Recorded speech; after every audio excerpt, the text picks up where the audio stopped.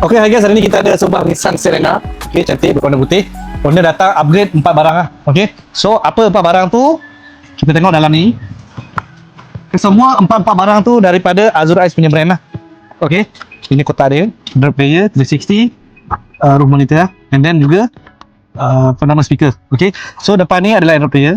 Okay, so yang pertama lah. Yang kedua adalah roof monitor 15.6 inch punya, memang sangat cantik lah. And then yang ketiga adalah 360 punya kamera. So sekarang ni kita punya technician tengah buat proses untuk adjust cantik-cantik cun-cun punya 360.